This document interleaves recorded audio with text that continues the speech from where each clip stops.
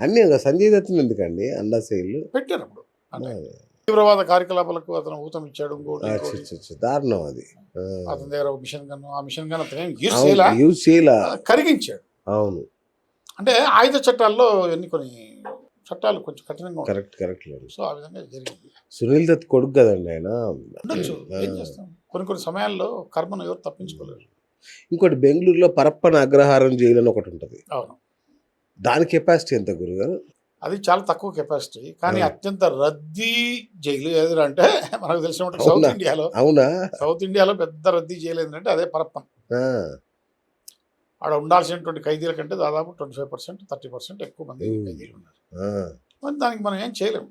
దానికి వాళ్ళు ఒక జైలు నిర్మాణం చేసుకోవాలి, లేదా బడ్జెట్ను పెంచుకొని ఏదన్నా విషయాలు విస్తృతపరచుకోవాలి, ఇవన్నీ చేసుకోవాలి. ఖైదీలుగా సస్తని సావని అనుకుంటారేమో. అంటే ఖైదీ అనేసరికి వాడి పట్ల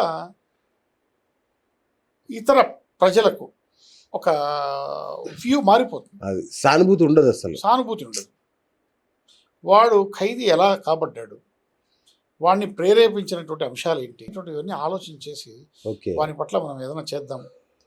వాడు కూడా మామూలు మనిషి, వానికి ఏం చేస్తే వాడు సంస్కరింపబడతాడు అనేటువంటి ఆలోచనలు చాలా తక్కువ మందికి. కాబట్టి ఆలోచించారు. ఖైదీ అనేసరికి వాడు పక్కన తీసి పడేసి అంతే కదా. అసలు వాళ్ళకు కొన్ని హక్కులు ఉంటాయని కానీ వాళ్ళ ఏమి జనంకి నిర్దయగా ఉంటారు ఆ విషయంలో, ఖైదీల విషయంలో. కొన్ని స్వచ్ఛంద సేవా సంస్థలు తప్ప ఈ ఖైదీల పట్ల కొంత సానుకూల ధోరణితో వాళ్ళ హక్కులను పరిరక్షించుకుంటూ మానవతా దృక్పథంతో వాళ్లకు సౌకర్యాలు ఇతరత్ర అంశాల మీద కొంచెం ప్రభుత్వానికి సూచనలు సలహాలు ఇస్తూ కొంత కోర్టుల్లో కేసులు వేస్తూ ఇవన్నీ చేస్తూ ఉన్నాయి.